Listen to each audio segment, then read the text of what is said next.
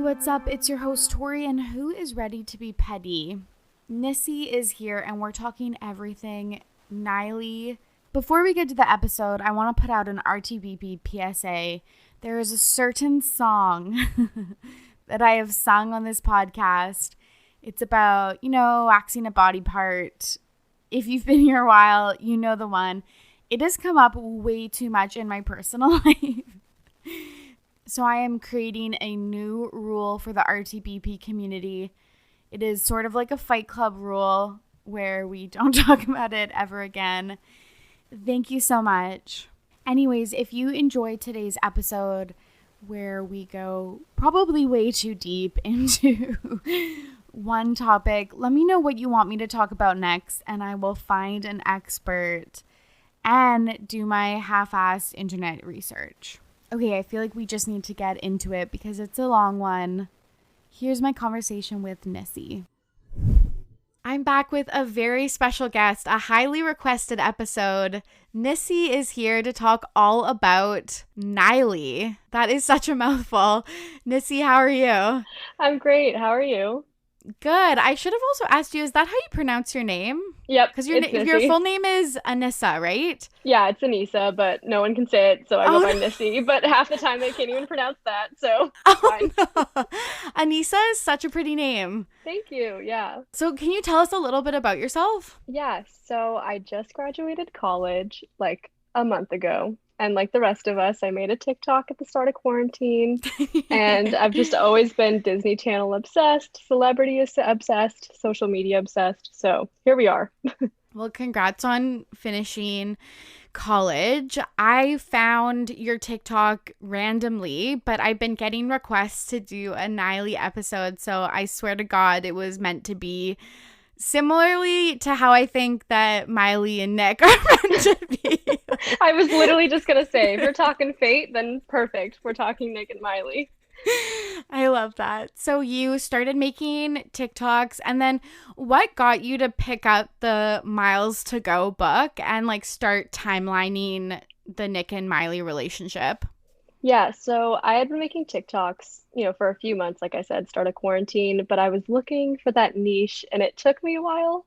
But one day I was just cleaning out my room, graduated, had way too much time on my hands, and I found my book, Dusty, and I was like, you know what? I remember specifically the Prince Charming chapter just changing my life. And I was like, I feel like no one talks about this, and I haven't seen it on TikTok. So made one TikTok about it, and people really liked it. It's so good. And you've done like a 15-part series, which I hope you do more like about specific points in their relationship, but it is so good. And I learned so much. I am 28, so when this was all happening in like 2006 to like 2015, etc., I guess I was like, I don't know, in grade 9, grade 8, 13, 14 years old. I can't do the math quick enough in my head. But I did not remember like any of this. I've always been a Disney Channel, Miley, and Jonas Brothers fan. There's so many details that I just like blanked out in my head. That's wild because, yeah, you were kind of the same age as like Nick and Miley back then. Okay, so I looked it up because I was like, am I being creepy for like thinking Nick looks like hot in these pictures and stuff? And I was like, this is like, I had to look it up. I am the exact same age, like within months of Selena, Nick, and Miley. Like Oh we're my all God. 28. Okay, We're all born in iconic. 1992. Yes, I was like, why didn't I get some of that like 1992 energy? Yeah. Like I was okay, so in 2006, I was fully 8 years old, but like fully invested. And I always wish that I was older. So I'm like kind of jealous of you for being the exact same age. I know, and like they did kind of live out my like Disney Channel dreams. So yeah, I'm just so excited to talk about these things. So you're saying that you found the book, but you had read it when it was published, like in 2009. Yeah, like I said, I was obsessed. So I had the book right in 2009. I was constantly on like gossip sites like Ocean Up. So I definitely was just following it at the time. Yeah, can you explain to everyone what Ocean Up is? Because I saw that you mentioned it in your like Twitch and stuff, but I've never heard of that. Yeah, Ocean Up, I don't think it exists anymore, but it's like same kind of vibe as like Perez Hilton, like Just Jared, if you remember those, like Oh, just like yes, yes. yeah, gossip sites like updated multiple times a day of like the most recent paparazzi photos. And like something to think about is social media was not so prominent back then.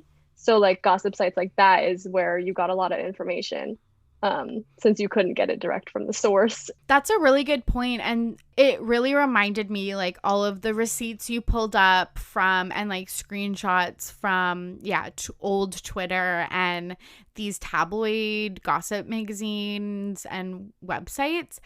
I forgot at how much like detail they had to like get into. Like I can't remember when there's like a 2021 story, and probably it doesn't happen on like modern cell phones, but I have that image of Miley on the red carpet with her and Nick kissing as her background. Is she on a red carpet? Maybe she wasn't, but she had like a BlackBerry and it was her and Nick as the background. And like that type of story is just, I feel like so juicy, but we never get those anymore. Yeah, it's like so interesting because I just remember that specifically, like that photo on her phone was like the moment where everyone was like, okay, it's like speculation, like are they dating, are they not? But like when that paparazzi took that photo, that was everywhere. Like on Ocean Up, like I said, just everyone was talking about it.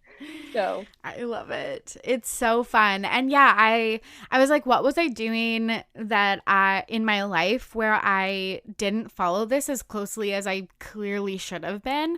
And I was just kind of thinking, I was like, maybe I was just like living my life peacefully. And I was like, I kind of love that for myself. Like, because nowadays I'm just like on every gossip blog and like stuff like that. yeah. I was like, maybe I was just like carefree and like living my life.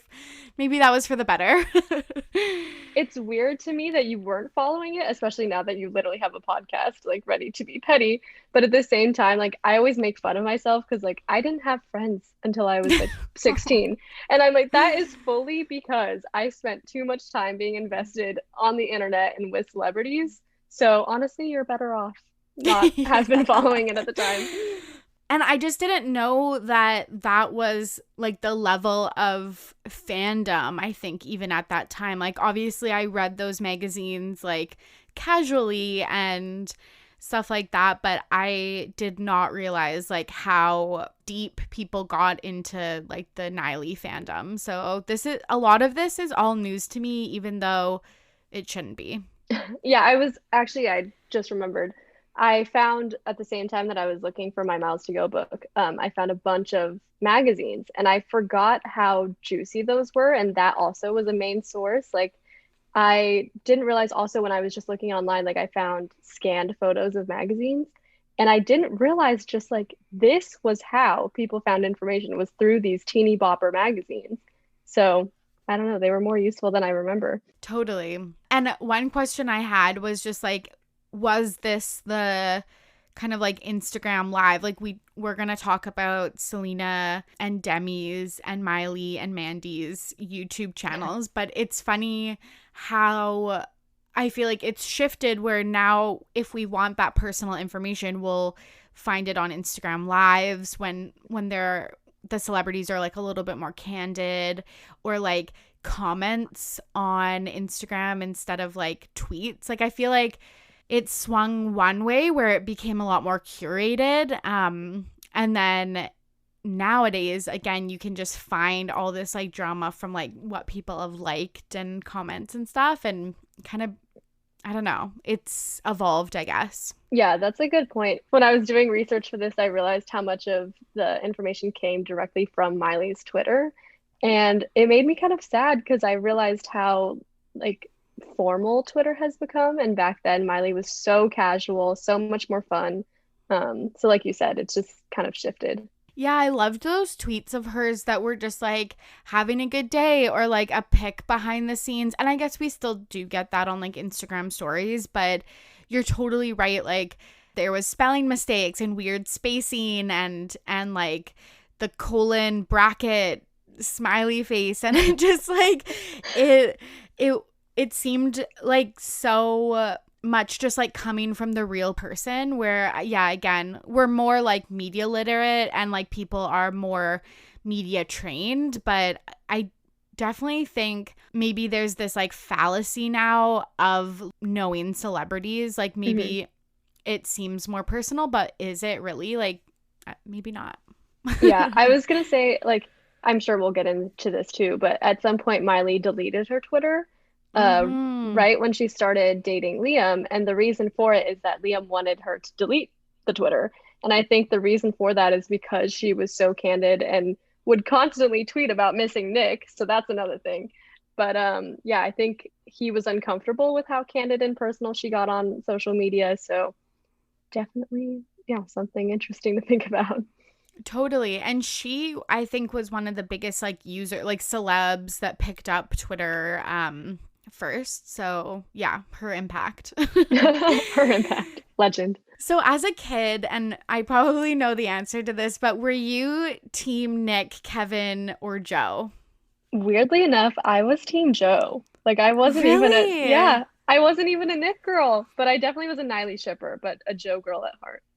That's so funny. I was definitely team Nick. Like I loved his like curly hair. That's funny. And maybe it was because he's the same age as me, but yeah, I always was a Nick fan. Still am, but I really also like Joe nowadays. And also like justice for Kevin because I feel like poor Kevin, like when I ask this question to people, because honestly, I ask it a lot, but I feel like I should just be like, were you team Nick or Joe? I feel like no one has ever Oh, answered Kevin. that's so sad. Like even okay, so in the Chasing Happiness documentary, which also I'm sure we'll get to, they were talking about like after breaking up, what they all did, Joe doing DNCE and getting quite famous through that. Nick also having his solo moment, and then they cut to a scene of Kevin buying diapers in a grocery store. Oh my And I'm like, that is so sad. Like, okay, to each their own. He probably wanted a normal life, like family's important to him. But it is so funny to think about the life that Kevin had after the Jonas Brothers. Yeah, and it always seemed that way that he kind of was like the odd person out and that Joe and Nick always like embraced celebrities and like they were always dating celebrities, which obviously that's what we're talking about, etc. But he always, yeah, seemed to be like a little bit out of it. So did you probably didn't, but did you watch his reality TV show? No, I didn't. Neither did I. I have seen clips of it. Like maybe I should watch it. Yeah, I've actually been getting requests to do a series on Kevin's reality show, so I'm kind of like, oh, maybe I'll watch it, but also I'm like, I don't know what kind of drama that like what truly could be happening in Kevin's family life. I don't know. I don't know. There was a storyline where his like parents didn't like Danielle or something like that. So maybe there is some like juicy tea. Oh, I Yeah. didn't know that. They've been dating forever too. Yeah, yeah. And I really like their story too. So honestly, yeah, justice for Kevin.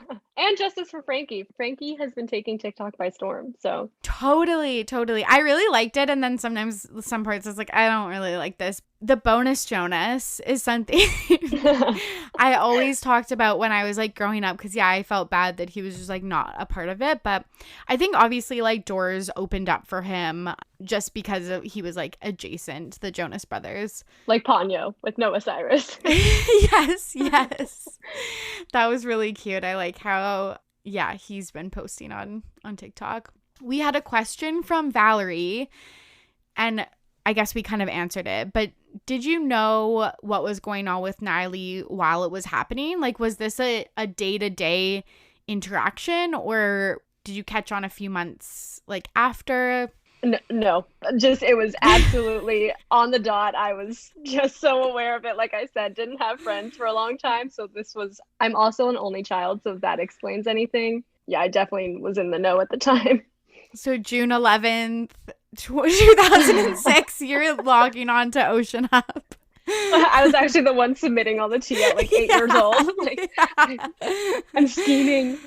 Oh my God, that's too funny. Okay, so let's like really dive into it. We're going to talk about the biggest relationship moments, obviously pulling a lot from the TikTok timeline that you made. We're going to talk about all the important songs and then present day Nick and Miley, where are they at now? Is there any hope of reconciliation that we're so dearly holding on for? Yeah, we're going to get into all of it. So as I referenced before, obviously June 11th is a really big date, but we're going to take you back to 2006, where Nick and Miley first met. So was this like a love at first sight type of relationship? I believe so. And if you don't mind, I'm literally going to reference what she says in Miles Yes. to Go when she meets him. She literally says, I remember the exact date, June 11, 2006. It was the day I met my first love. Let's call him Prince Charming. I don't want to use his name because this isn't about who he is or what I meant to him. It's about how I felt and what our relationship meant to me.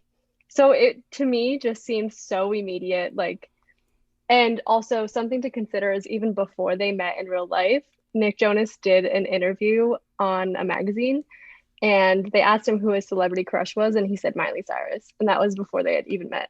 So they were definitely eyeing each other.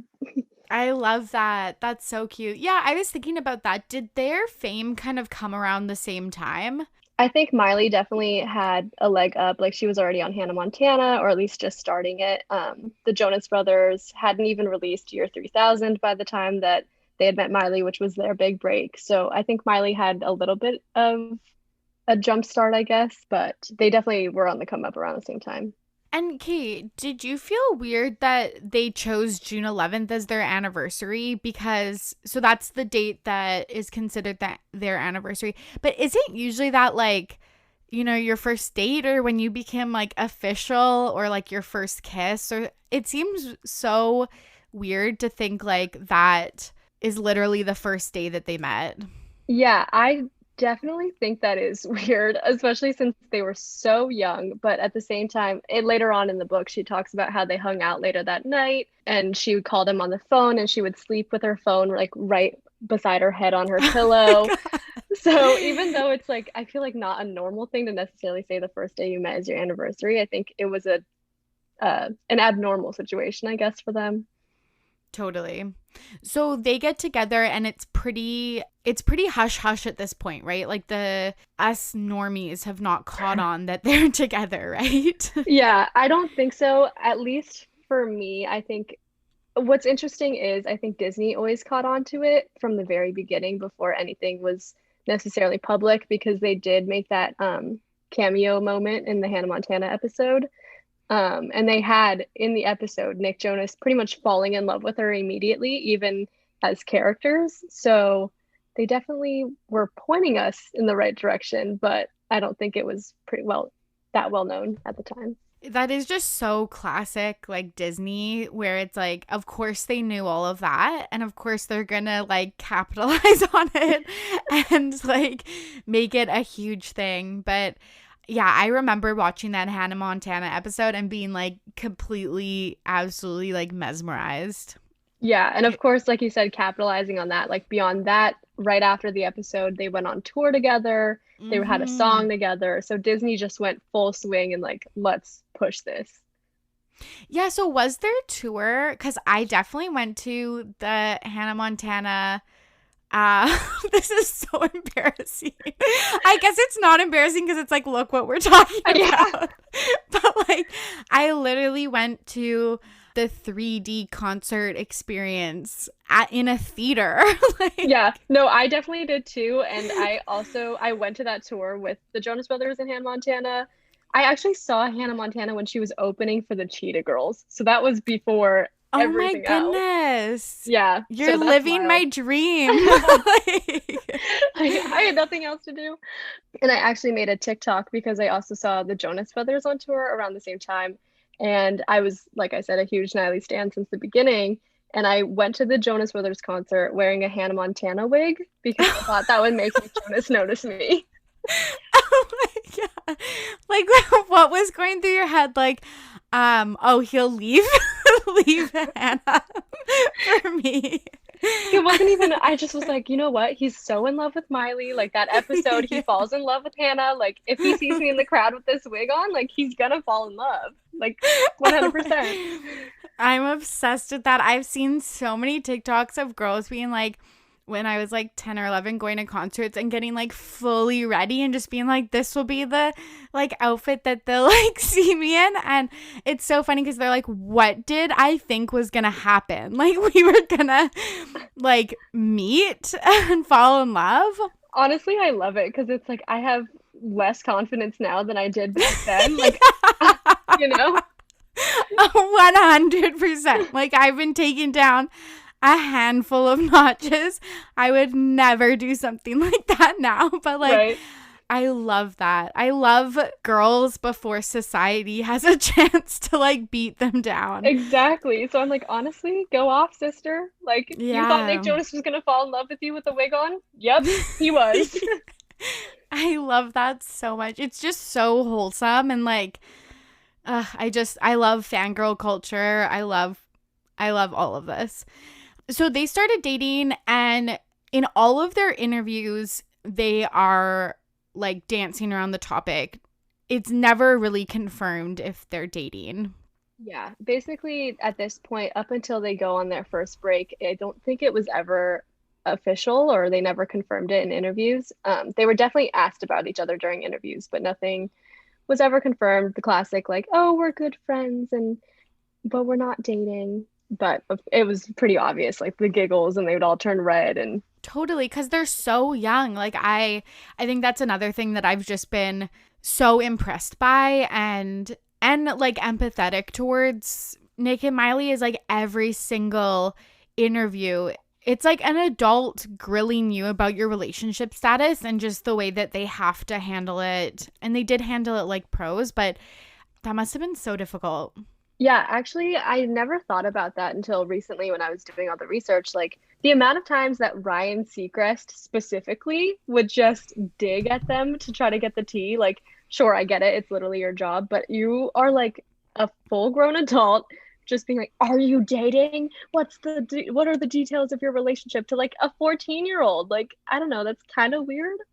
It's so weird. Like if this was in any other like real life context, like outside of being interviewed like as a celebrity, it would just be so weird. Yeah. So they go on their first break. Has it ever been confirmed why they went on a break? There was nothing super specific, but in her book, she does say that they weren't being their best selves and that she wanted to be her best self and bring the best out of someone else in a relationship, and it wasn't exactly that. I think there were also rumors at the time that, like, or maybe things that she said in interviews saying that Nick was kind of mean, but that was never like fully out there, I guess. Okay, I do want to loop back to that because I kind of have like a tinfoil conspiracy theory about that. Okay. I just find also like writing something because she wrote this in 2009. So she's 17 and writing this. Who at that age has the introspection to be able to be like, we weren't our best selves? What's interesting is I've been reading like a lot of more chapters out of the book. The Prince Charming chapters where she talks about Nick and her relationship are quite mature and she reflects on it very maturely, but every other chapter is pretty much the opposite. So her 17-year-old does show throughout the rest of the chapters. That's so funny. Do you think that that was one of the chapters because it's co-written by like an adult? Do you think that that was edited by the adult? Like it just seems so out of place. I guess if you think about it, a lot of people would have put together that Prince Charming is Nick, so they would have known that it would have been huge news. So they probably did have someone go in and make sure that everything was appropriate because people were going to break it down. But at the same time, a lot of the Prince Charming chapters are so specific in terms of dates and how she felt. So I think a lot of it did come from her heart. Nice. I love that. Because I was also just thinking like, at that age, like never had a high school boyfriend, so like just gonna put that out there to everyone, just resonate on that for a few moments.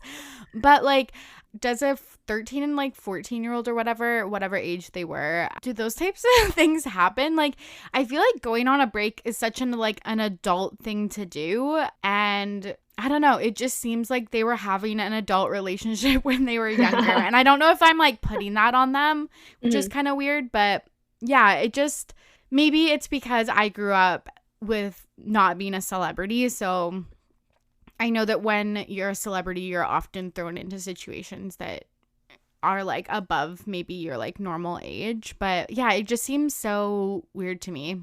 Yeah, I was gonna say pretty much that. Like, as a celebrity and especially as a child star, I think you are forced to grow up so quickly. So that's one thing as to maybe explaining why their relationship was so serious. And also beyond that, in her book, she writes about how their love was not puppy love and how it was real to her. And I know that recently, even like within the last couple of years, she's reflected on her relationship with Nick as being something serious. So even as 14-year-olds, for whatever reason, it seemed like they had a full-blown real relationship, like you said. Yeah, it's so wild. So I guess that they reconcile, and then again, maybe there's rumors in the news, and then they like fully break up mid-tour in the winter. Yeah, so basically what had happened was she went to this, it's called the Egg Roll event. It's a Yeah. weird name, but it was Yeah. at the White House, and she said that the moment she saw him and hugged him, she knew instantly that they were back together, and it wasn't really a even a talk that they had. It was just kind of instant, kind of like the first time they met. But I guess something in between went wrong because, like you said, they broke up in the middle of their Best of Both Worlds tour. I feel like that was the one that I saw in concert, but maybe it wasn't. Yeah, that was the one that went in theaters. Okay. Ugh, that was so much fun. I'm like thinking, Honestly, uh, unmatched. Like I haven't felt pure happiness like that since that movie came out. 100%. And I went with my little sister when we were on like spring break in the city that I live in now. And like our parents just like dropped us off and stuff like that. And I just felt like, and I think we were like one of the only people in the theater. And it truly was a joyous experience. Like, That's so funny that you say you were the only ones in the theater. I remember specifically it being so big that like this has never happened before, but my family and I, like my parents and I went to go see the movie, and we got there thinking like, oh yeah, let's just all sit by each other, like I mean, like normal. And we got there yeah. and it was full. Like we had to sit all apart because it was so massive. That's so weird because, yeah, I don't think it was like huge here, but there was like, again, I don't think I've like really thought about just the mass hysteria. Like, Hannah Montana was huge. Like, Yeah. obviously, it spawned like a million trillion things, but keep forgetting, I think, how much of a cultural reset Mhm. Hannah Montana was. Yeah, I've thought about that a lot, especially in terms of like everything is quantified so different now, like in terms of how many Spotify plays do you have and how many followers do you have? And back then it was kind of just like, are you selling out your tours? Are you selling albums? And I think that's so different because we can't really compare the fame in the same way as we can now. Totally. And she had the type of fame where you would go into a store and there was a section just dedicated to like Hannah Montana merch. Like it was wild. Yeah, I mean, she literally sold wigs, right? I'm like, I had to get Yeah, that Hannah yeah, Montana wig somehow. I love that. So they break up mid Best of Both Worlds tour, and she has to perform literally right after they break up. Again, just like another example of how much pressure are on these kids and like the emotional regulation they would have to have and just the maturity. Like, literally speechless. Yeah, first of all, can I swear on your podcast? Absolutely. Okay. First of all, fuck Nick Jonas for breaking up with her right before her show. And second, it Yeah. was like a few days before Christmas too. And apparently there was some interview where they had like big Christmas plans to do together. And so on top of so many different things, it's like, how dare you break up with someone right before her show?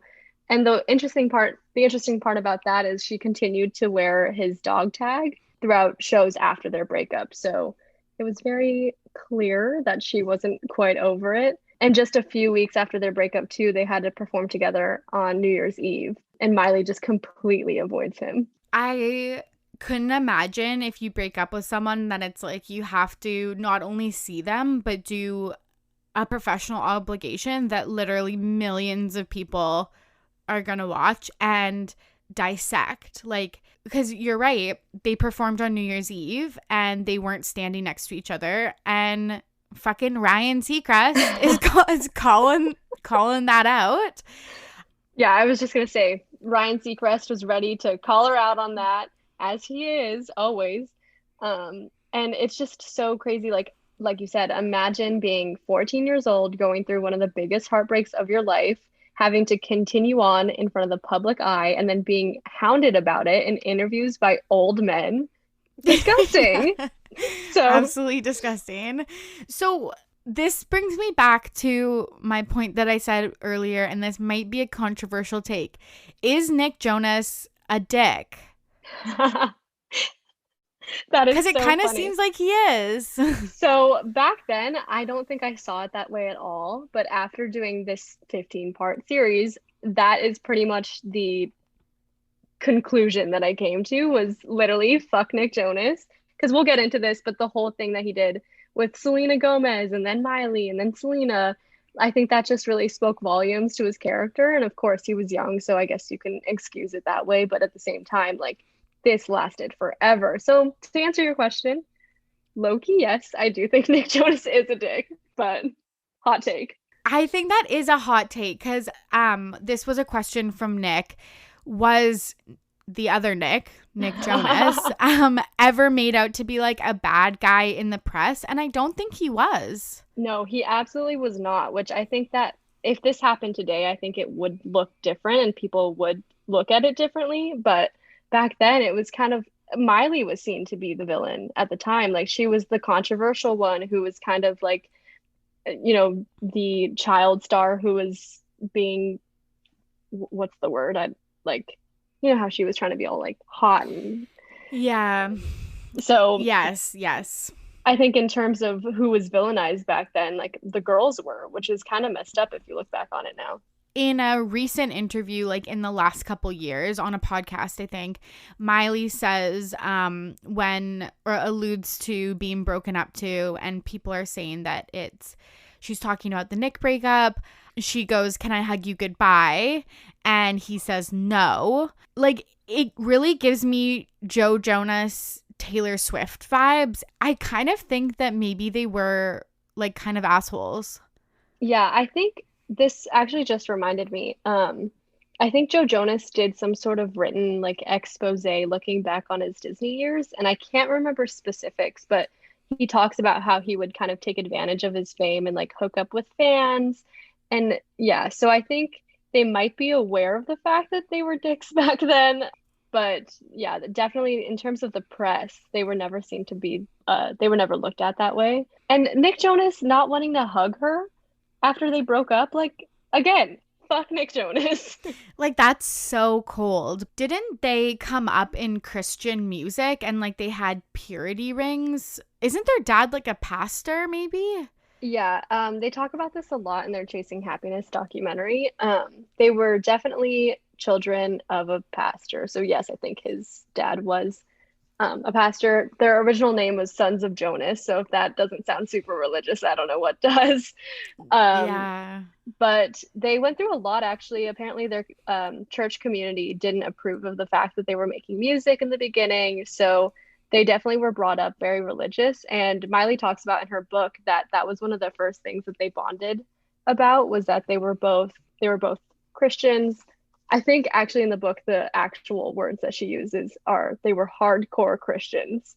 So, oh, how things change. And that's why, again, just like looping back to them being soulmates, like I think that why I actually believe that Niley, and this is spoiler alert for later on, but is Endgame is I think so much of a relationship is like shared experiences, and they have growing up as pop stars, Disney Channel, but this connection to music, because I always felt like Nick and Miley, like lots of pop stars, obviously they love music and music is like therapeutic, but I really think that Miley and Nick have like a extremely close relationship to music. Like, it's so ingrained in them. So I get why their relationship maybe got like serious really quickly, or why they felt like it was love at first sight or whatever. They just have so much in common.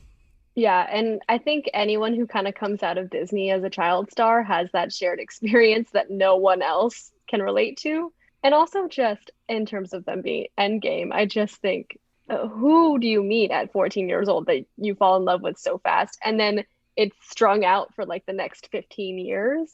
Like it's crazy.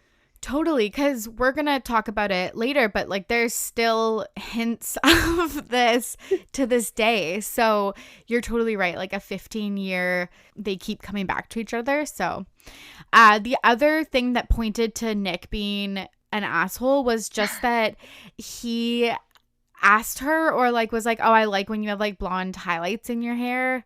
So when they broke up, she dyed her hair black to be like rebelling against that and like the opposite of him. But again, I just don't see like a 14-15-year-old being like, you should dye your hair blonde.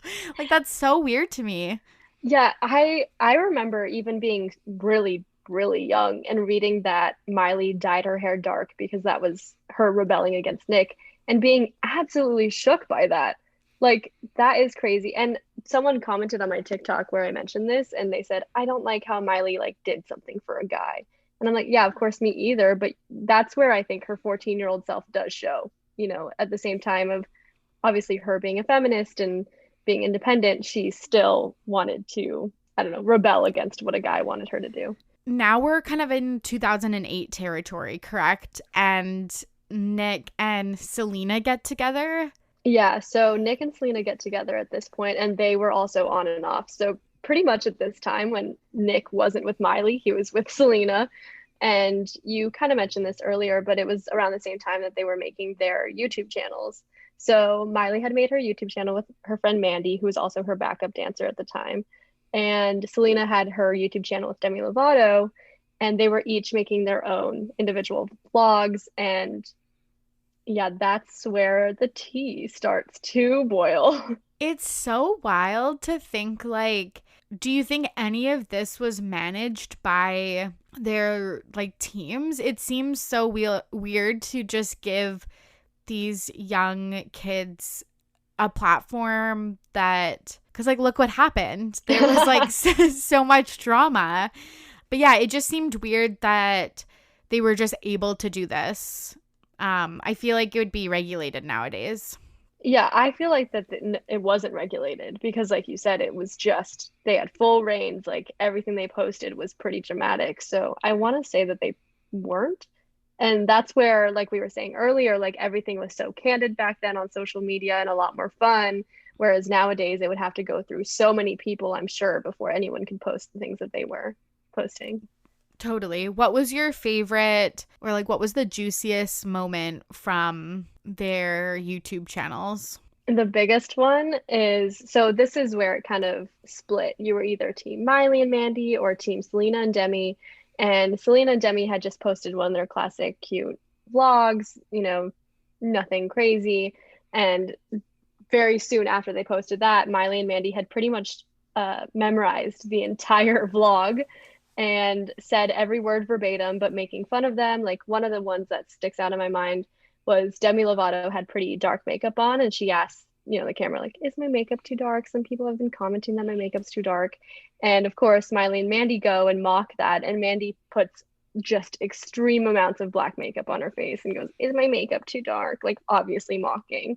And that's where it splits to have the two different teams. And honestly, back then, I didn't view it as bullying, but looking back on it now, I'm like, this is kind of the classic high school bullying, but just celebrity form. Totally.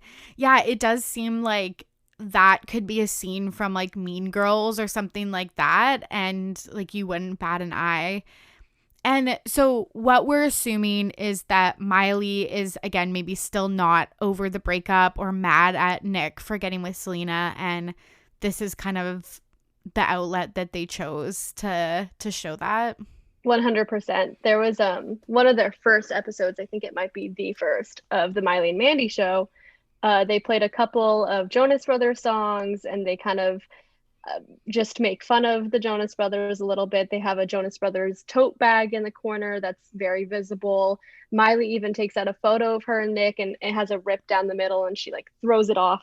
So she was definitely very salty and made it very clear.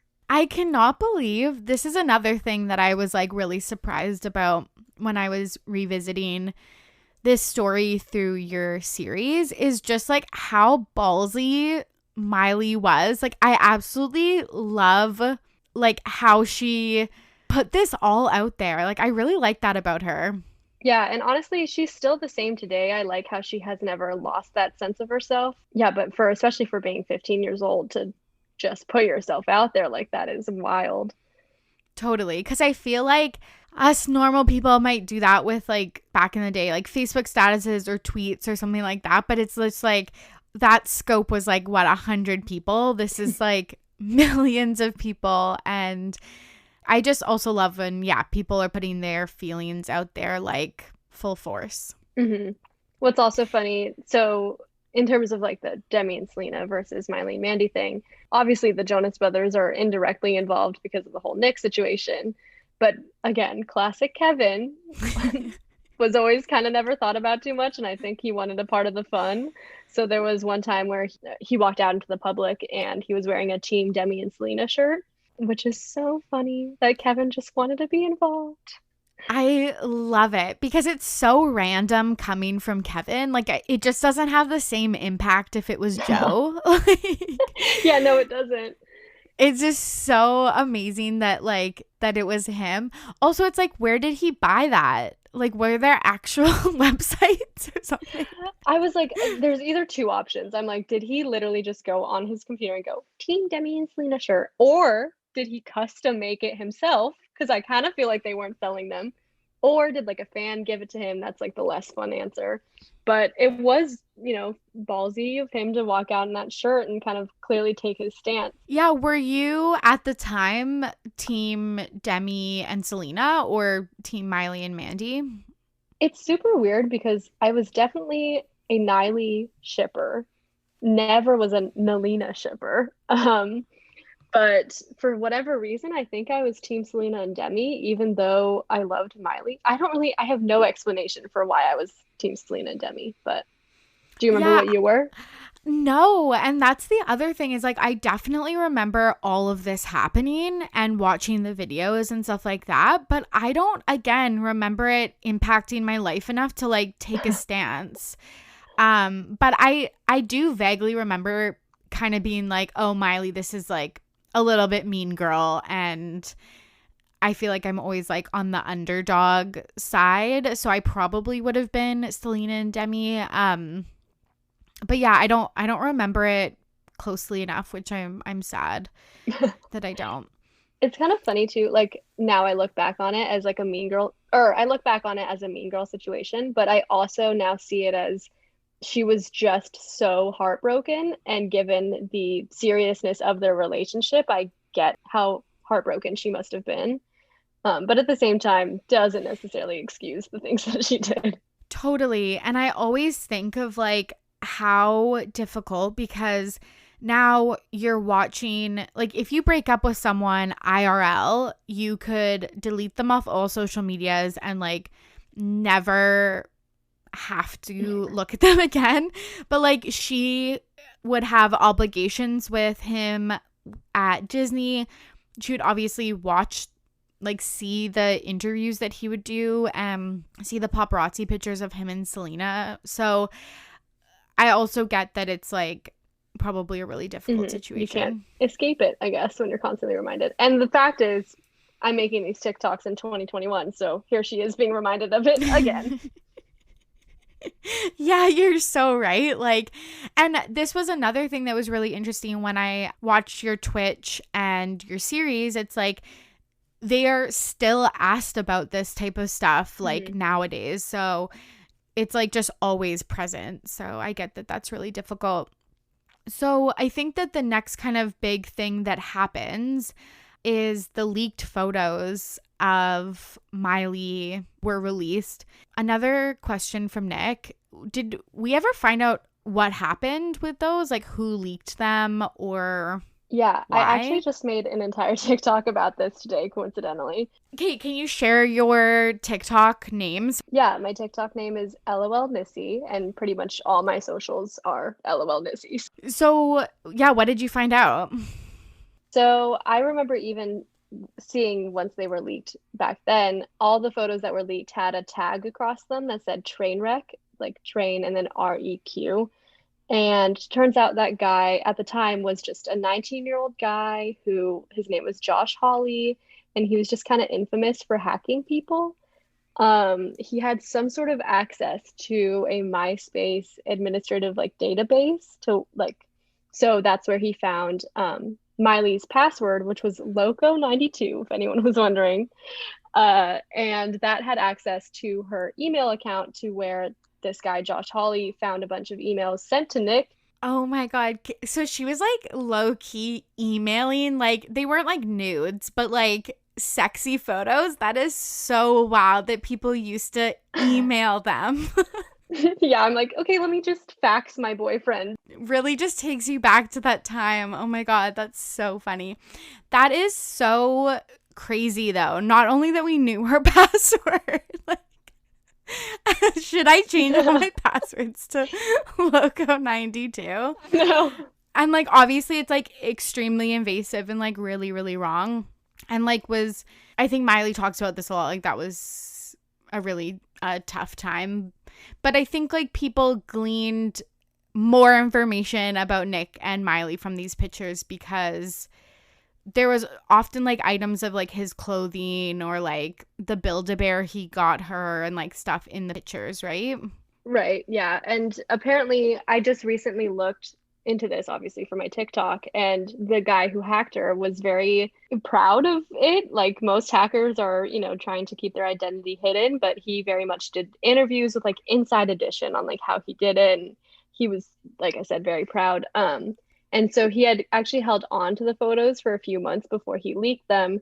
And so by the time he had leaked them, Miley was with her new boyfriend, Justin Gaston, and he was 20 something. I can't remember anymore, but he was an adult and Miley was still a minor at the time.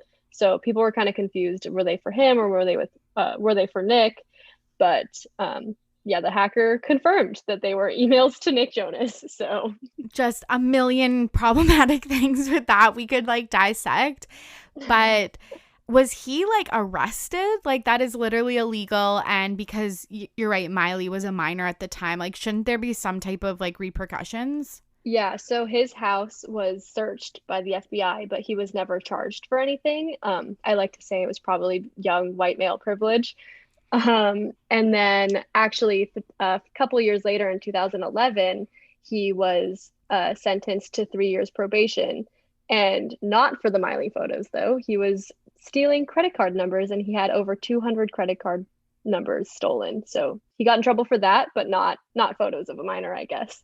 That is so wild. Also, just that this information is like readily available. I don't know how hard you were like searching, but it seems like it was readily available. That's wild to me. Yeah, it definitely wasn't hard to find, but I just now am so curious because the most recent thing I could find was from 2011. So it's been 10 years. Like, where is he now? Literally, where is he now? And then after the leaked photos, the book that you read came out, Miles to Go, and then they reconnect. So Selena and him break up. Is there like a definitive date or reason why they split up? There was no, to be honest, I was not a huge Selena fan, so as far as I know, there was not much.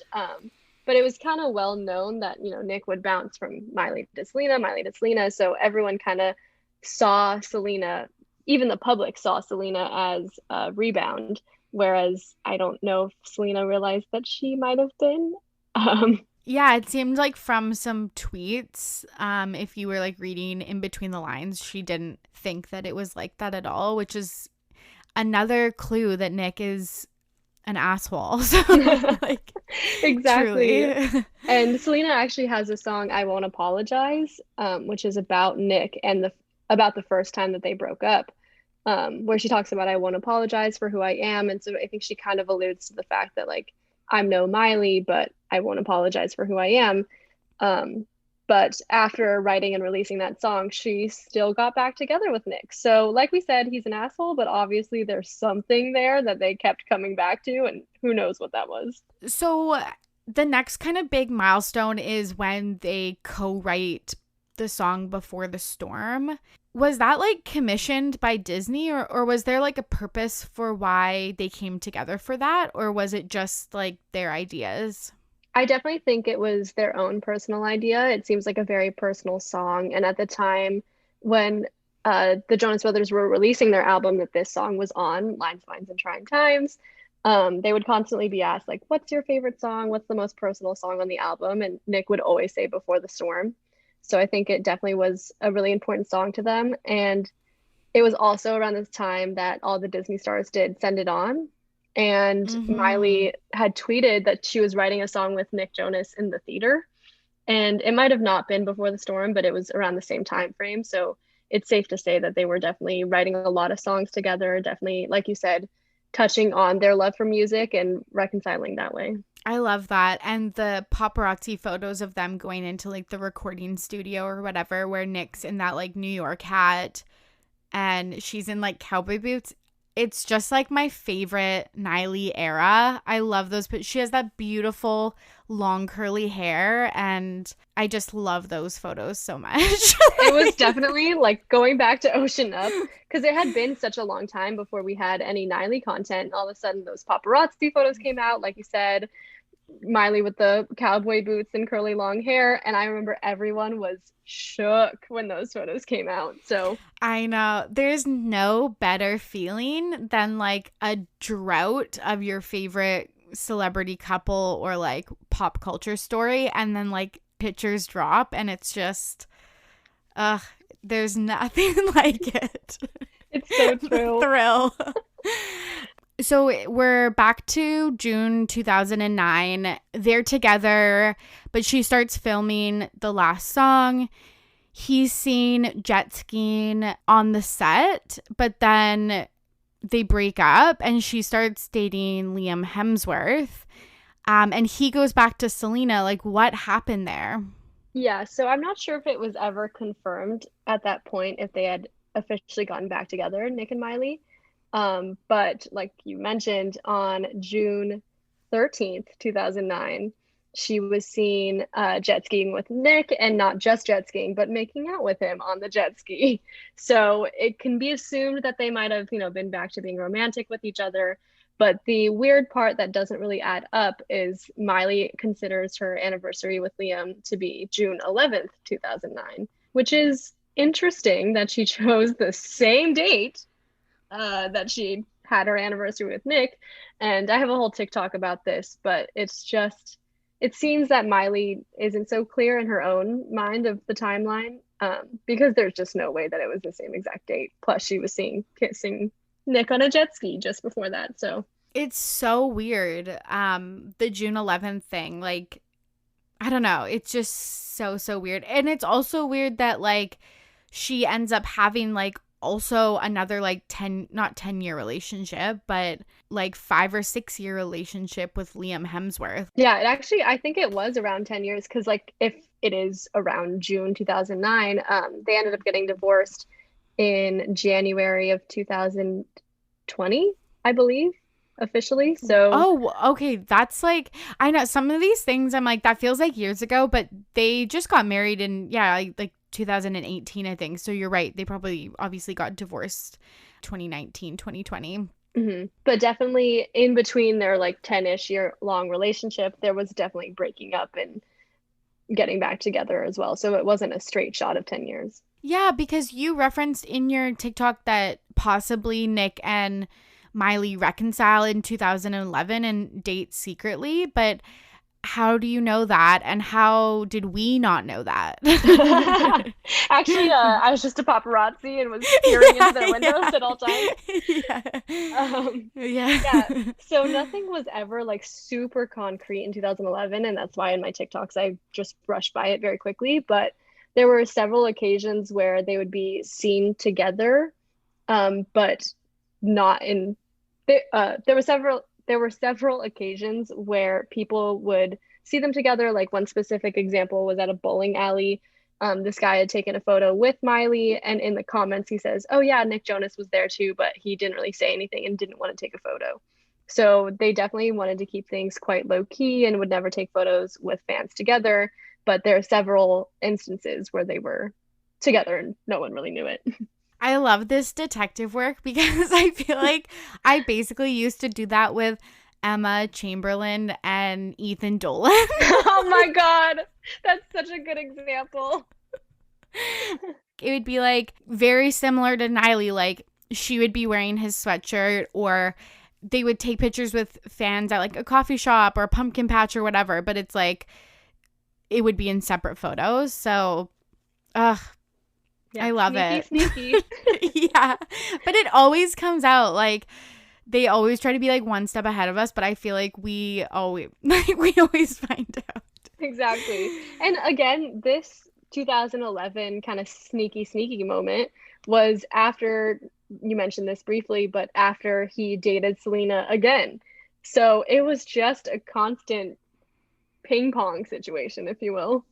Totally. And we didn't even mention like shortly after she meets Justin Bieber, and that's her true Nick, her true Prince Charming, obviously, because we're big Jelena fans of this podcast. So yeah, like that is also something as she starts dating Justin Bieber, and like the rest is history. So That is, it's just so wild, the whole Jelena situation. Like a lot of people have been asking me to do TikToks about Jelena, but people have such intense opinions about it. I'm scared to touch it. But at the same yes. time, I just feel bad for Selena because she was always Nick's second choice. And then obviously we all know how Jelena went. And at this point, as far as we know, she's single, question mark. Yeah, I heard some rumors a few months ago that she was casually dating someone that wasn't super famous, but I haven't heard anything since then. But you're right, because people still like harass Hailey Bieber about Justin and Selena. So yeah, if you do make a series, like obviously I'll be the first to watch it, but like tread lightly.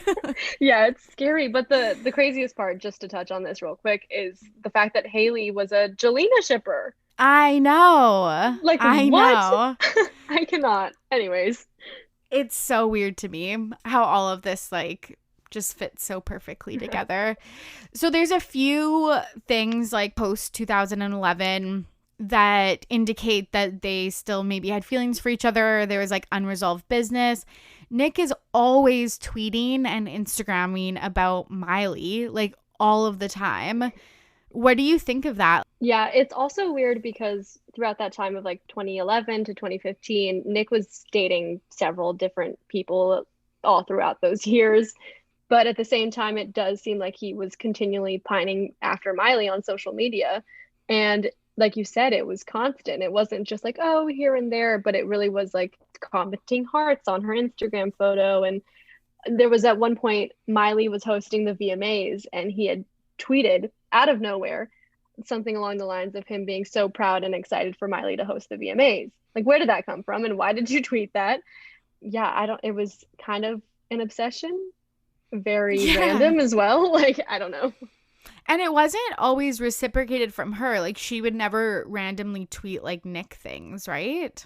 Yeah, she definitely went through her own stages of obsession. And I feel like that might be why he was so obsessed is Miley was always the one so after him for so long. And when she finally found her sense of self and became more of an individual, I think he started missing that. This is my own personal theory. But I think that's when he started really becoming obsessed and they kind of switched roles in that way. I love that so much. I really hope that that's like true. It seems pretty fitting. We had a question from Courtney, another friend of the pod.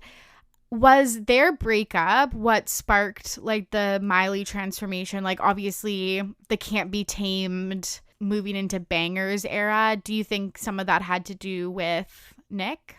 In terms of the Bangers era, I think that's pretty clearly about her big breakup with Liam, if I'm not mistaken. But at the same time, in the same era, she was not fully over Nick. Like there were times, specifically, I remember there was a poster or a fan had said something like, "If you ask Nick, if you ask Nick, he'll stay," which is a play on her lyrics from Stay. And she had said, "It's not that simple." So it seemed like there was still a bit of a hang up there, even while she was dating Liam, and also throughout her Can't Be Tamed Bangers era. But in terms of what sparked the transformation, I think it was mostly Liam. At the same time, the Bangers tour, I touched on this in my TikTok as well, but during her performances of Maybe You're Right, there was a little backdrop of an animation, and it kind of told the whole story from pretty much start to finish of Nick and Liam, where she meets Nick. Well, it's an animation, but it's of an animal. She meets Animal Nick, and he's wearing a little crown. He's a Prince Charming. They fall in love. It's great. He turns a little bit mean, and they break up, and then somehow they connect again, break up again. She's left alone in a forest, and then a big buff kangaroo, Liam being Australian, comes and saves her. So she was definitely, there were still crumbs of Niley throughout the years. Totally. And again, that's just like another example of her putting it all out there. Cause that's like, even though it's coded, it's like barely coded. Like that's so obvious. A buff kangaroo, like, come on. Yes. Yeah. Totally. Totally. Like I feel like Taylor Swift, it's like you have to work for it. This is just like putting it all out there. Exactly. And in terms of again, the Miley things that he was posting, I think one of the craziest things that I realized after researching, he had posted a couple hearts on Miley's Instagram photo during the Met Gala of 2018, which was the same month that he was officially spotted with Priyanka, his wife. Yes. And only like 2 or 3 months after he had commented those hearts, he got engaged to Priyanka. So very quick, which I find alarming regardless of whether you're a celebrity or not. And also just interesting that he was commenting hearts at the same month that he was possibly dating Priyanka. Yeah, and again, it reminds me of Jelena, where they got back together like really recently, and then like a month later, he was with Hailey and like proposing and stuff. It's so weird. This is when I want like the real tea. Like this is, yeah, when we can't like figure out what happened. Right. And of course, this is kind of in Liam and Miley's best era as well, is when Nick is commenting all these things. So very interesting. And beyond that, I think last year Miley posted a throwback with Nick, and Priyanka had commented something like, ha ha ha, ha, LOL, hubby is so right. These posts have been fire. It's like, girl, I don't know. It's so awkward. Like to have the upper hand, you don't respond, obviously. Like, Yeah, and I don't like the use of hubby, no matter who you are, will always give me the chills. 100%. Like that is like a huge offense. Like Yeah. I hate all of that. Is there any other like bits and pieces or like milestones that you want to touch on that bring us to present day? I think something worth mentioning is Miley and Nick no longer follow each other on Instagram. So Wild. don't know when that all happened, because Miley was posting those throwbacks just last year, and she was asked about it on the Zach Sang show, and she said that her Instagram will go and unfollow people all the time, and she doesn't realize it. But to me, that seems a little bit of a cover up. So she also had followed Priyanka and unfollowed her at some point within the last year as well. Yeah, I hate when celebs don't have a better excuse for that. Or it's like just continue to follow them and mute their content. Like, so it doesn't bring up suspicions. I don't know. I feel like that's how I've figured out any breakup that's ever happened is like when they unfollow each other. Yeah, it's so strange because I'm like, are celebrities just out of touch? Like, I don't know. Personally, I never unfollow people. I'll mute them or whatever, but I don't go out of my way to actually unfollow someone. So I think it's very interesting, especially they know that people will talk about it. So I think it's really strange that they'll go that extra mile to cause drama. Yeah, I completely agree. So I think one of the biggest questions we got from recording this is like what songs are about Miley and what songs are about Nick, or what are some like important songs that we should listen to, and tell us about your Spotify playlist too. I was just gonna say, perfect segue into dropping my Spotify playlist. Yeah, I had also gotten a lot of questions about what songs are about Nick and Miley, and I'm like, do y'all want 200 parts of a TikTok series? Because I could do that for the amount of songs that they have written about each other. So yeah, I went and made a Spotify playlist with all the different songs. Yes, and I randomly today, because I often do this if I'm recording about like a specific artist or whatever, like I will just get into the headspace, listen to music, and I just looked up Niley on Spotify, and the first thing that comes up is NISSY's playlist. I was like, this is like too weird, but Honestly, if there's anything I'm known for, I want it to be a Niley playlist. I love that so much. It sets the tone, and don't stop listening to this, but after you can definitely check it out. So I think like the first big song I think is SOS, right? Yeah, so that was off like their very first debut album, I guess, after joining the Disney Channel. And I think the important part to note in SOS is the lyric, "Next time I'm giving you a high five because hugs are overrated, just FYI."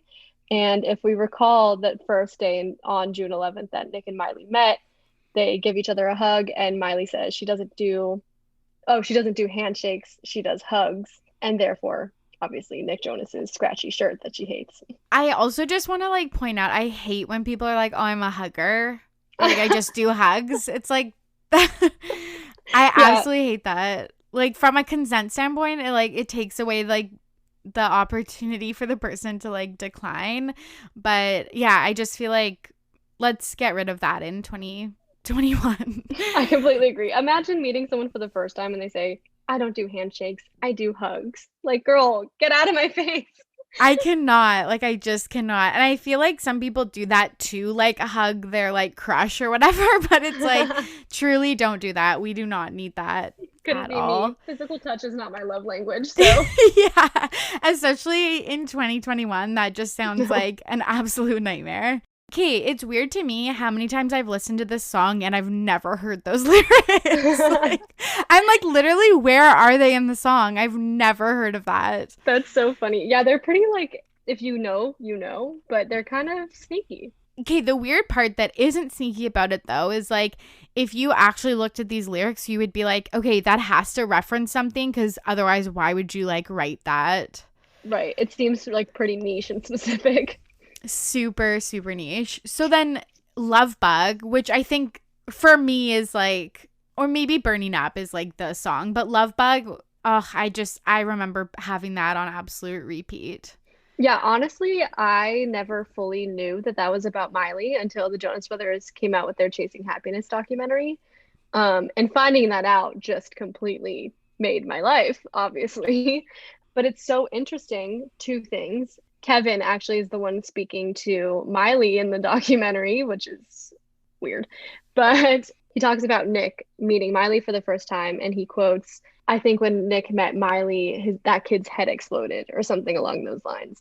And it's so interesting because they don't really mention Priyanka too much in the documentary, but they do have a whole little thing on Miley and Lovebug. So clearly, this is an important Niley song. I need to watch that now. That sounds so interesting. But I also just love that like other people could see that they like loved each other. Like that's really cute to like physically see your brother like change in that way. Nick mentions in the documentary how after meeting Miley, it was the first time he knew what love is. And that's how he was able to like really write songs about love is after meeting her. I'm like, oh my God, stop. My Niley heart can't handle this. Honestly, that is so cute. Like, can you imagine being that person? Like, Right. the next big song is Seven Things, which it's so good. This is again probably my favorite Niley song.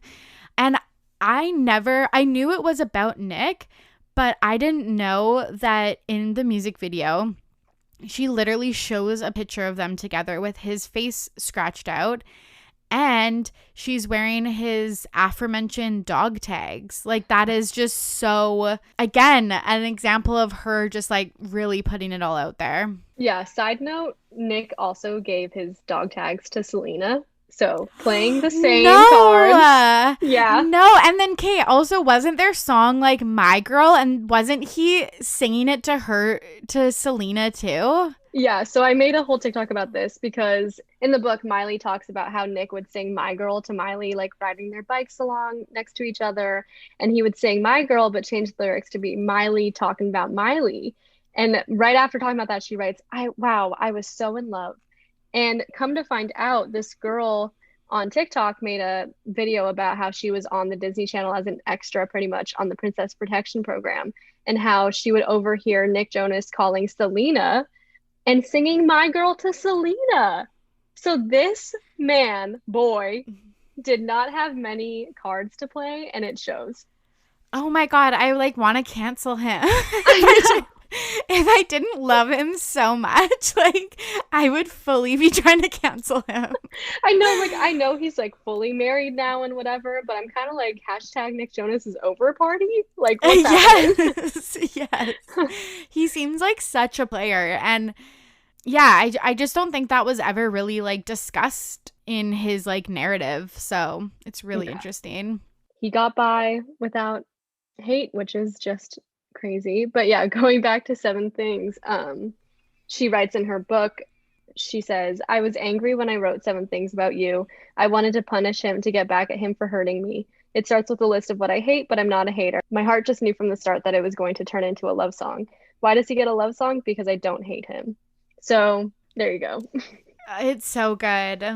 It's so good. I love that song so much. Just because I feel like that's also like a universal feeling too, like breaking up with someone and just being mad more because you like them still versus like actually hating them. Right.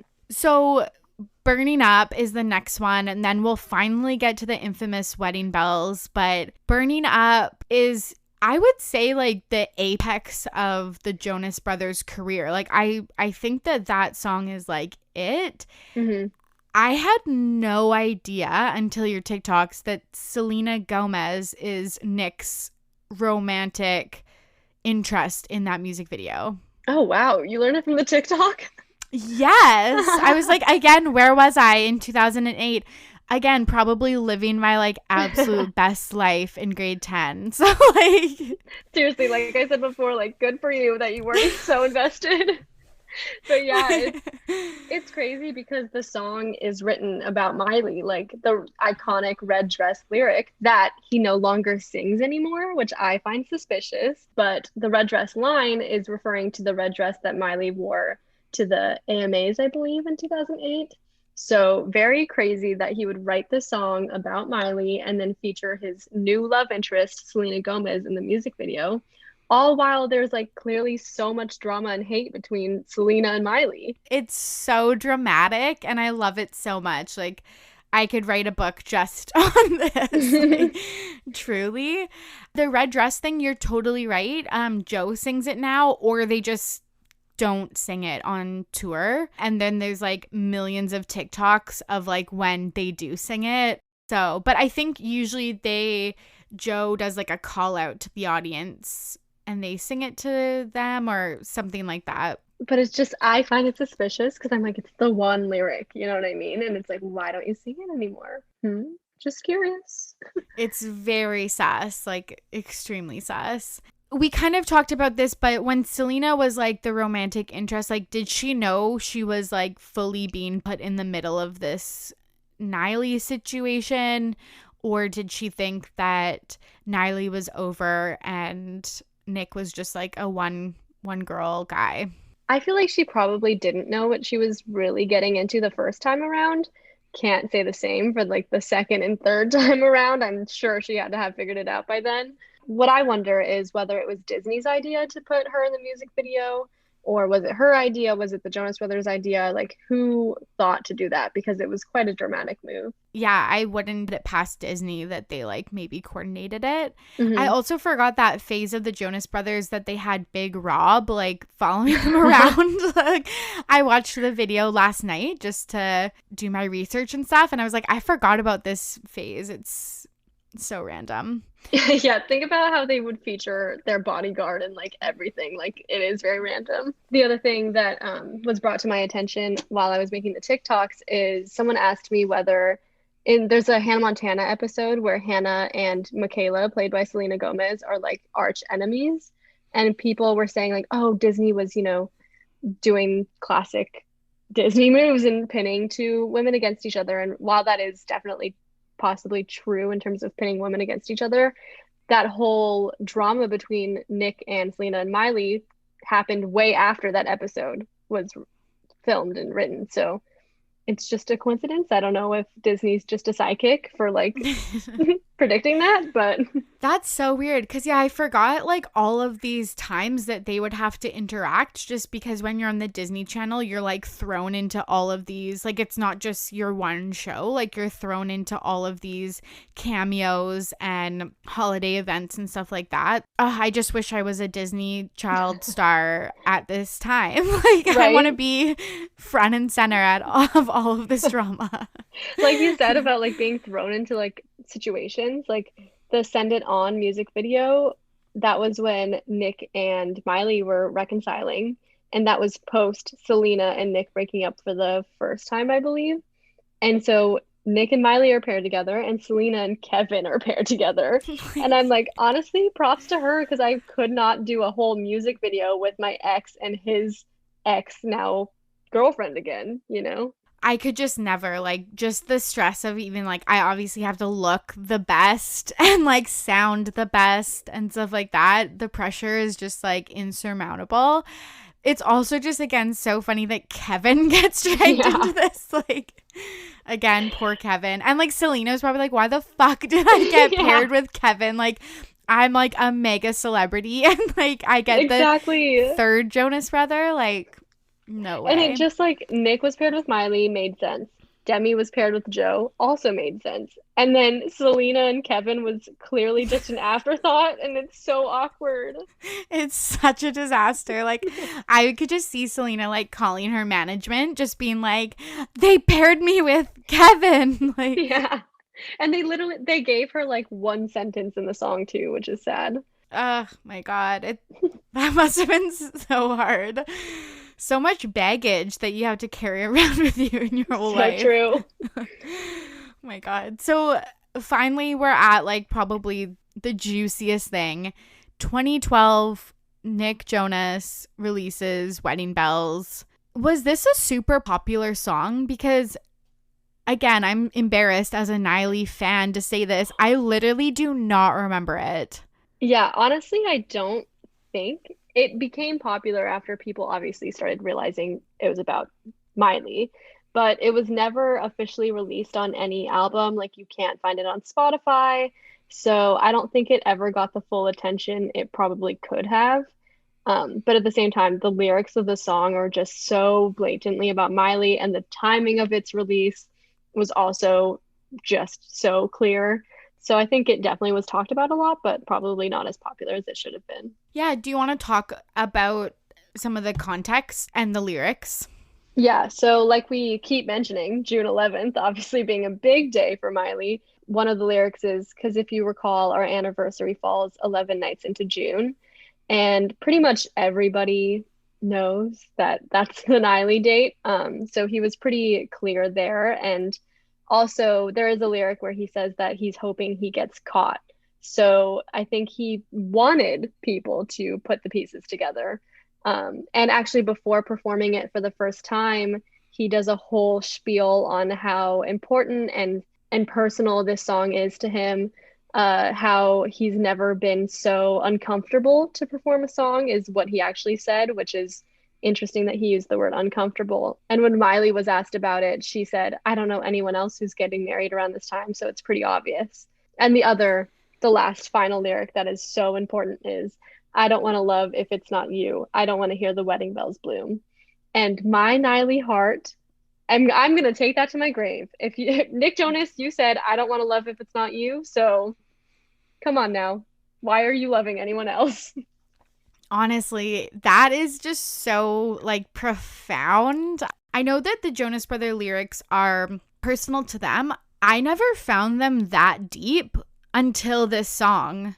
Yeah, I definitely think like I said, how Nick said that no song had ever been so personal to him. I do think a lot of his earlier solo songs, like Nick Jonas and the Administration, I found to be a lot more deep and personal.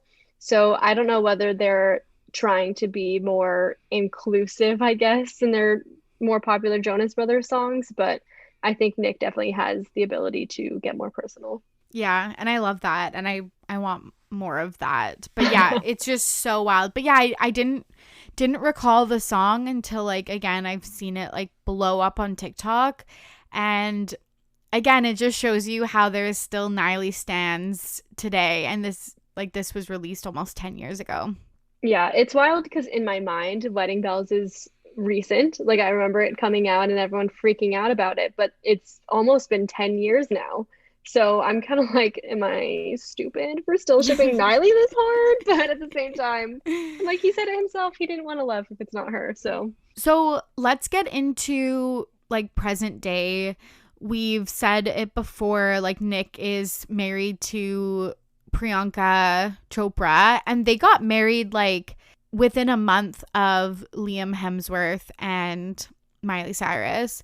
Obviously, we know that Miley and Liam broke up, and Nick and Priyanka, as far as we know, are still going strong. yes, but also a recent development that I found out. Oh my God, I Um, love this. I don't know if I'm sure you have, if you've heard of like blind gossip. Oh, yeah, totally. Yeah, Yes, of so course.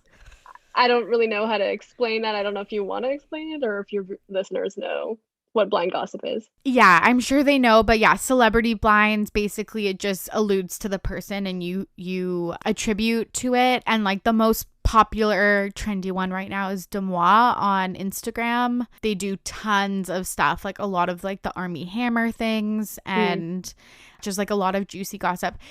I will say, and maybe I talk about this in another episode, some of it can be problematic because it's basically just like really unverified stuff. Whereas, right. like, a lot of stories that have more detail are just like more thought out. But, anyways, you're into celebrity blinds, which I love.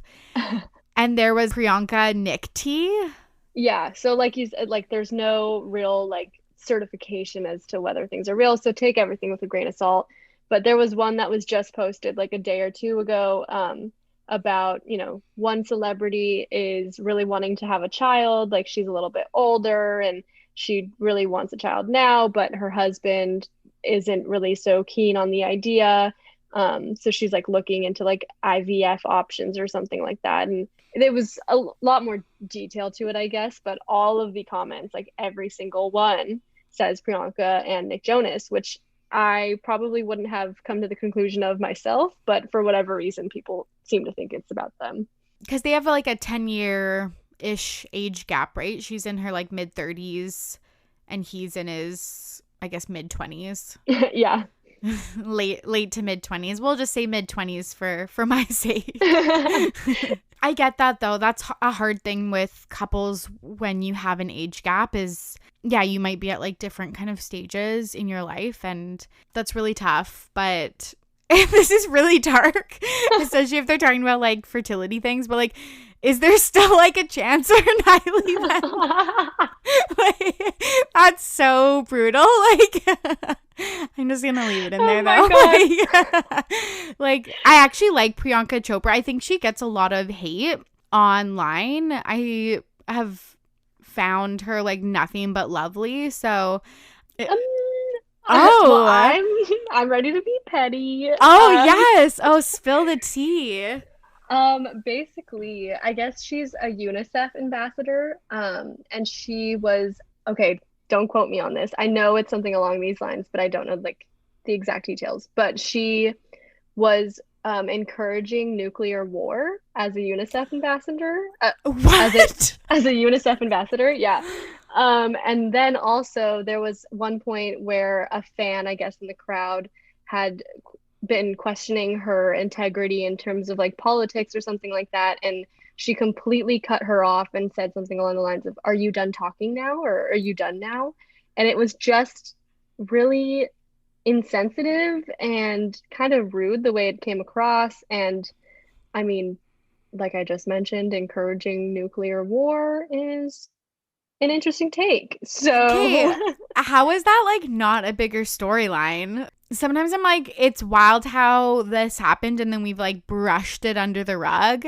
That is extremely concerning. And as soon as we're done with this, I'm gonna like like do some research. Yeah, that was the thing is I didn't want to say anything rude about her on my TikToks, but people started informing me on her activism in general, which is just beyond the relationship. I think her as a person, her, performative activism is clear in that way, and that's something that I lost a lot of respect for her because of that. Okay, so now I don't feel so bad to be like, hey, so like, do you think, obviously I would never like wish ill on someone or like for them to like get divorced or anything, but like Miley is recently single. She had like another long-term relationship with Cody Simpson, which is just like, again, so random.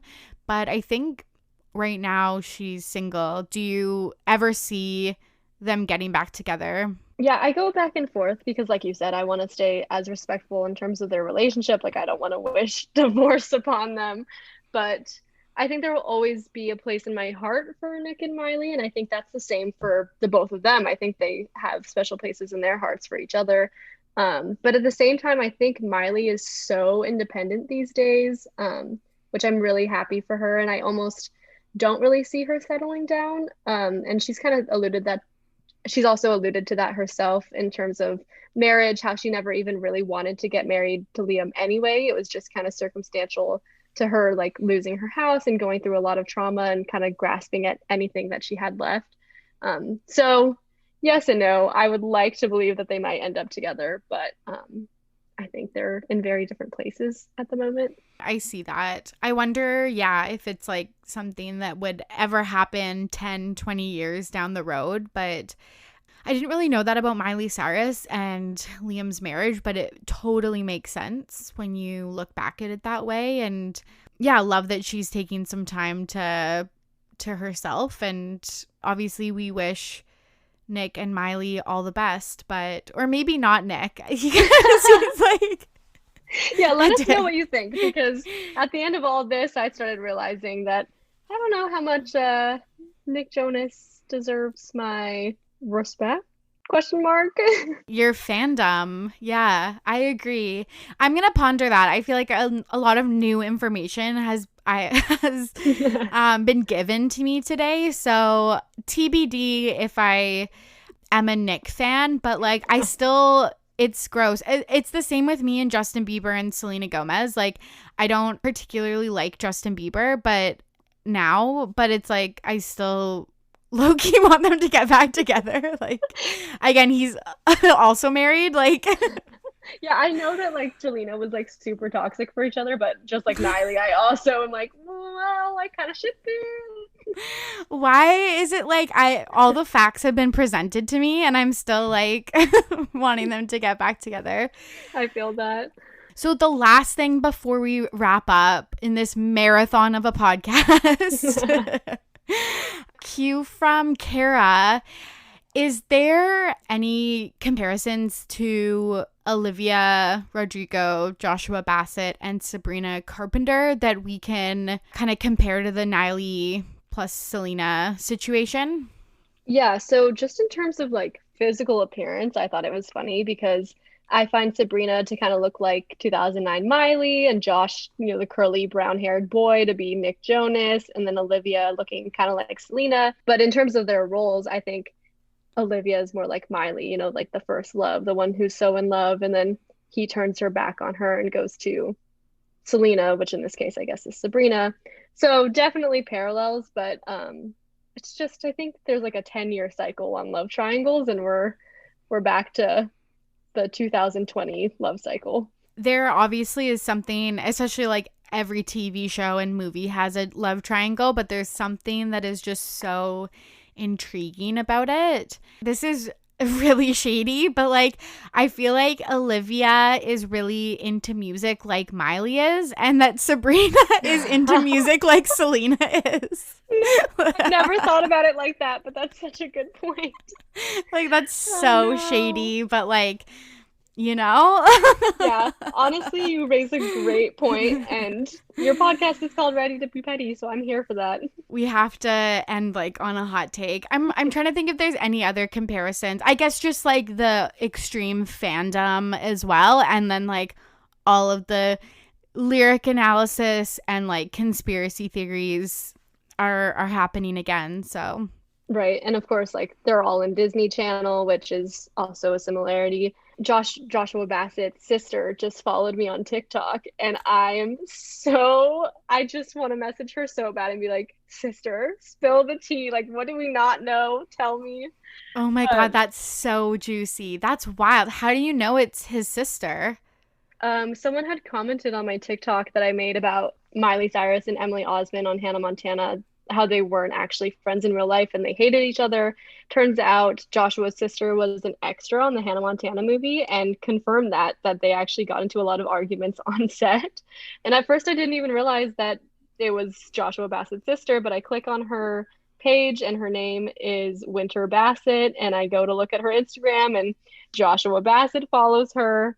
So just very interesting. I love that you're like kind of on the periphery of all this. Like, Yeah, I'm so close to knowing. And it's so wild too because the timing of this all, like me doing my Niley series is coming out at the same time of this Olivia, Josh, Sabrina love triangle, which was a pure coincidence. Like it's so weird to think that the timing kind of lined up like that. But also for Joshua's sister to comment, if she had commented like 2 months ago, I wouldn't have known anything about Joshua Bassett. So a weird situation.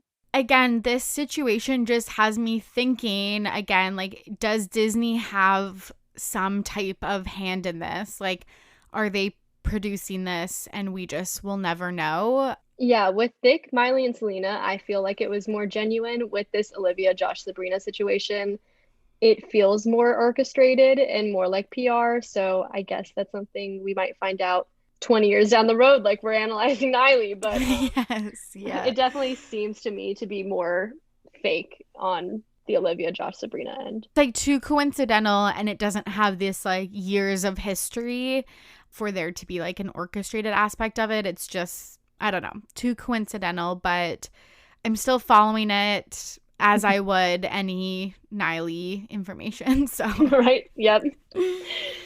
well, thank you so much for coming on and sharing all of the work that you've done and all of your research. I really appreciate it. And I had so much fun and I learned so much. Yay, I'm glad I can be a little bit of an educator. Honestly, you should do like a thesis on this. Go back to school and get your master's degree in Niley studies.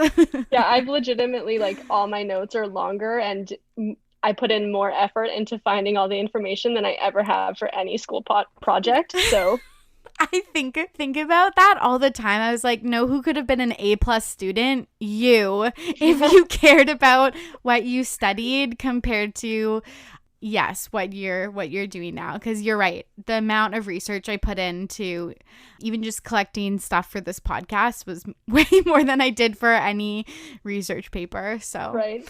it's too funny. Where can the listeners follow you, watch your TikTok series, just plug everything that you've got going on? Yeah, so I'm on TikTok, obviously, at LOL I just finished my Niley series, but by the time you're listening to this, I will be probably full swing onto my next one about Nick Jonas and Demi Lovato. So if you want more information about Nick Jonas being a fuckboy, my series is here for you. Oh my God, my interest is already peaked. I love this. I do Twitch streams randomly. So that's something because TikTok only allows me to do 1 minute episodes. Sometimes I like to do a deeper dive on Twitch. So can't really give you exact information, but tune in there if you want more deep dives. Amazing. Well, thank you again so much for coming on, and we'll have to do this again. Thank you for having me. This was a lot of fun for me too. And there you have it. Thank you so much for listening. If you enjoyed today's episode, go leave us some love on Apple Podcasts by writing a rating and review, and follow along on Instagram, Twitter, and Facebook to hear the latest updates of RTBP. I've been on a lot of podcasts recently, and I'll make sure to highlight those on all my socials. I hope that you are safe and sound out there and staying healthy. As always, I'm your host, Tori, and I am ready to be petty. See you soon. Bye.